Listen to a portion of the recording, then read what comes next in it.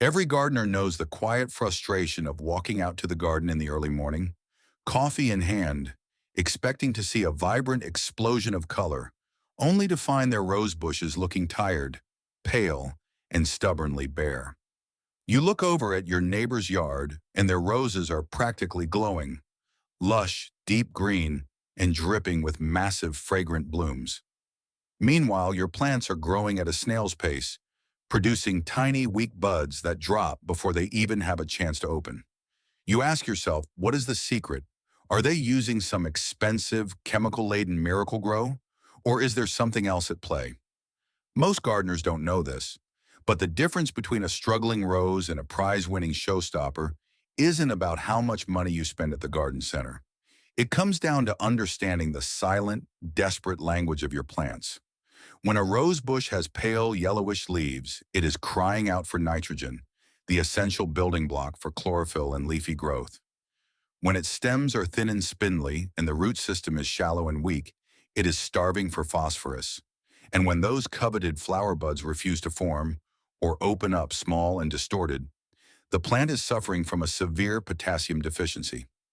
Roses are incredibly heavy feeders, and if even one of these primary nutrients is missing or locked up in the soil, the entire plant shuts down its growth cycle. This is exactly why so many store-bought, synthetic fertilizers and even popular DIY organic remedies end up failing.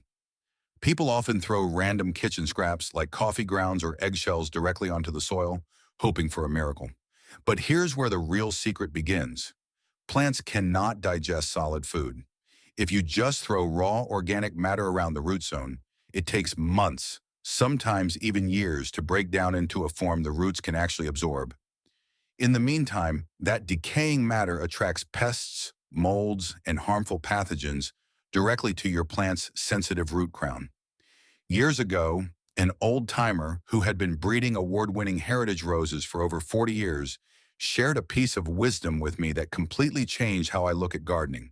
He said, "You don't feed the plant, you feed the soil, and you must deliver that food in a language the roots can understand immediately."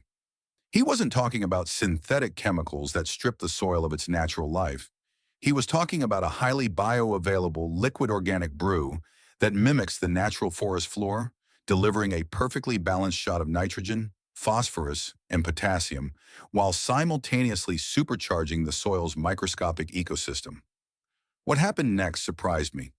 I took his core philosophy and refined it, combining traditional gardening wisdom with modern soil science to create a specific, four-ingredient, natural liquid fertilizer.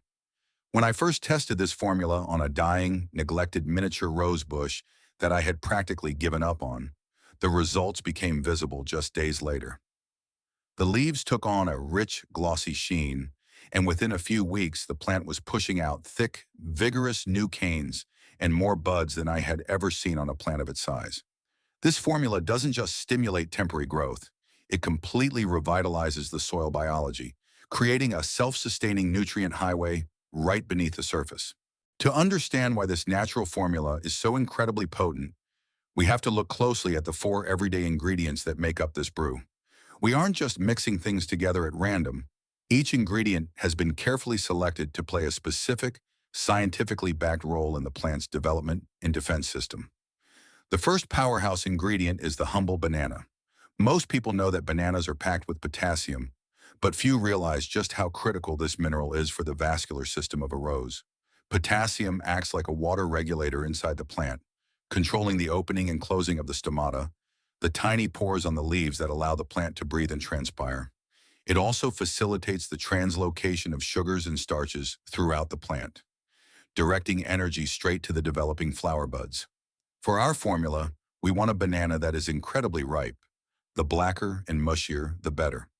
As a banana overripens, its complex starches break down into simple sugars, making the potassium and other trace minerals highly soluble and immediately accessible to the soil microbes and plant roots.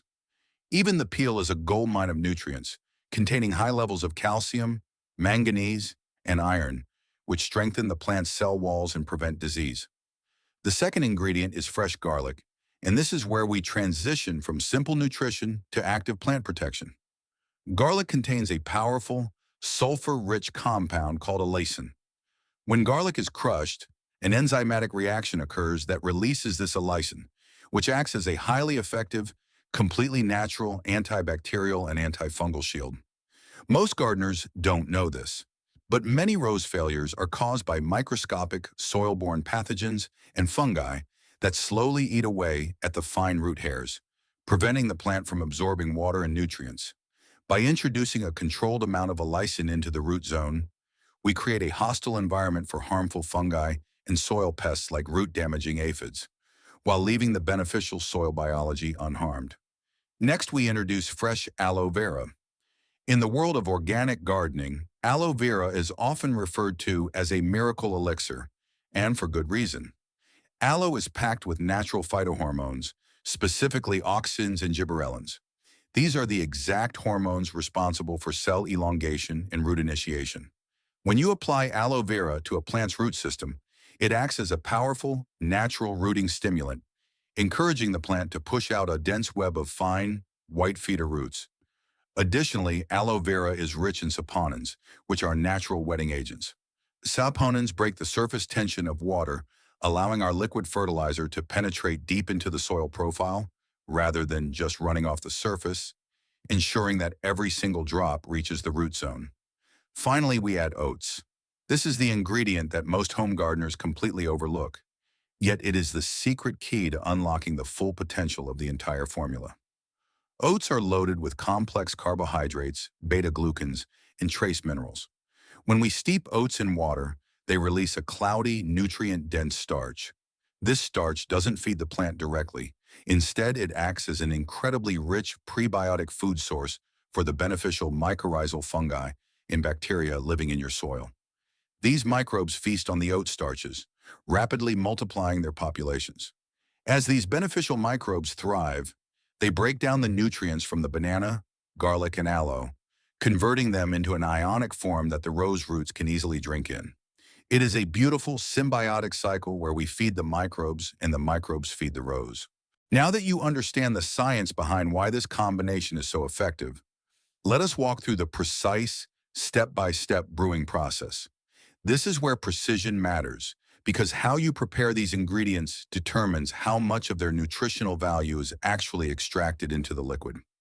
We begin with one very ripe banana. Take a sharp knife and slice the banana, skin and all, into incredibly thin rounds.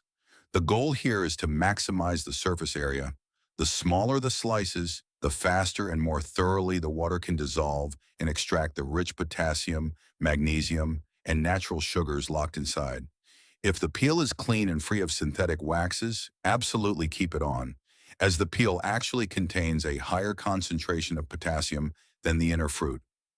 Place these thin banana slices directly into a clean, wide-mouthed glass jar or container.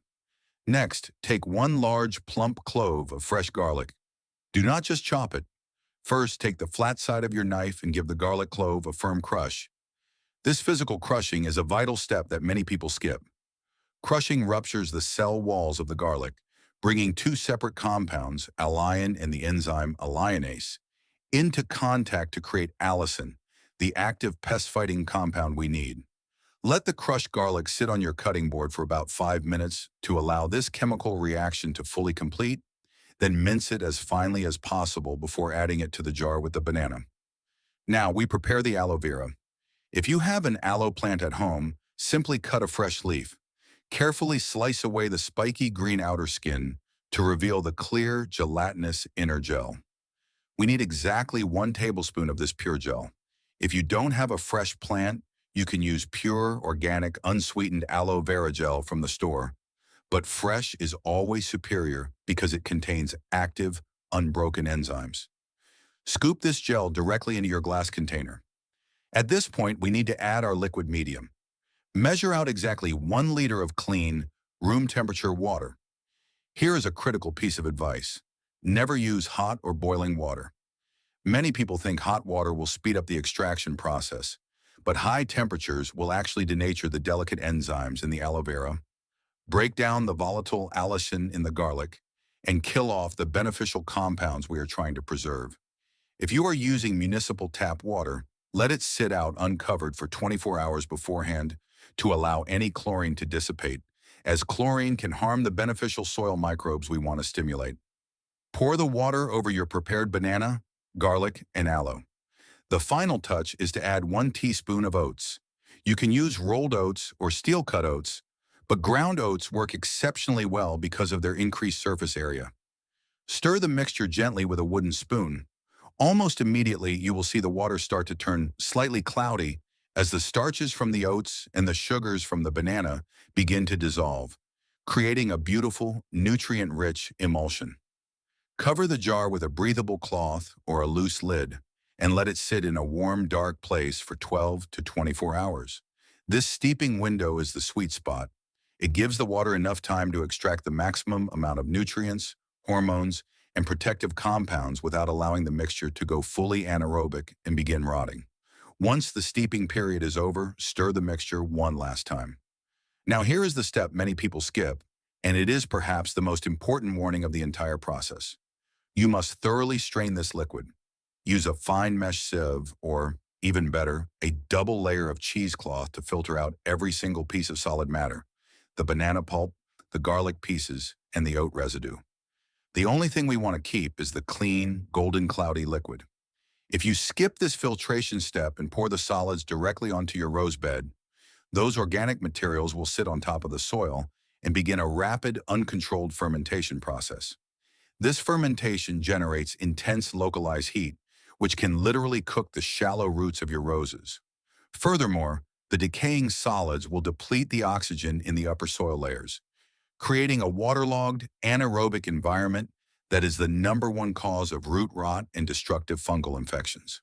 Strain it thoroughly, and you are left with a pristine, bioactive liquid gold that is ready to transform your garden. With your freshly brewed liquid fertilizer ready, it is time to prepare your rose bushes for application.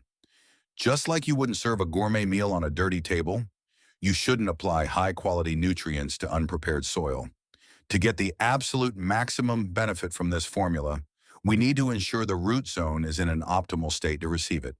Start by gently clearing away any weeds, grass, or heavy debris from around the base of the rose bush. Weeds are aggressive nutrient thieves. If you skip this, they will happily drink up your homemade brew before your rose roots even get a taste. Once the area is clean, take a small hand cultivator and gently loosen the top 2 to 3 centimeters of soil in a circle around the drip line of the plant. Be incredibly careful not to dig too deep, as you do not want to damage the delicate, shallow feeder roots. Loosening this compacted crust breaks up the surface tension, allowing the liquid fertilizer to drain evenly and deeply into the root zone rather than running off to the sides.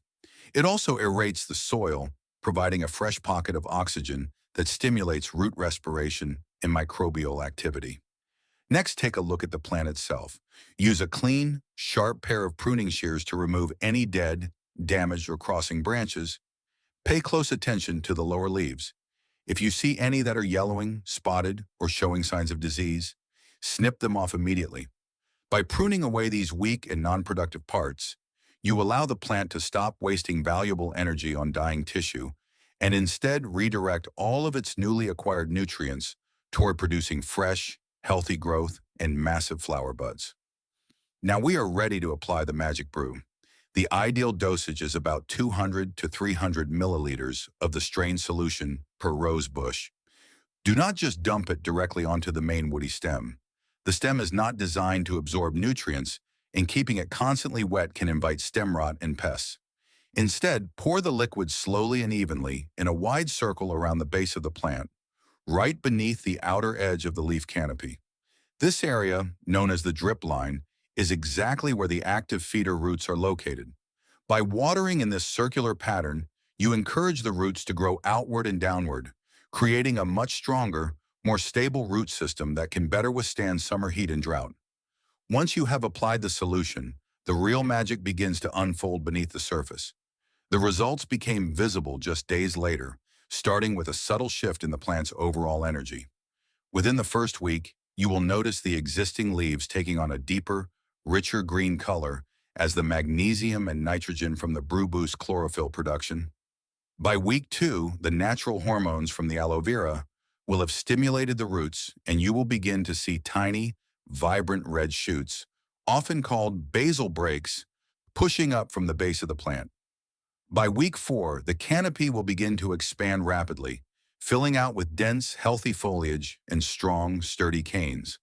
And by week 8, if conditions are favorable, you will witness the ultimate reward, a spectacular flush of massive, perfectly formed buds that open into incredibly vibrant, long-lasting blooms with a fragrance that is noticeably richer, thanks to the deep mineral nutrition they received. This simple, all-natural formula is a testament to the power of working with nature rather than against it. It is cheap, easy to make, and incredibly effective when applied with care. If you want to see your garden reach its true, breathtaking potential, give this recipe a try this weekend.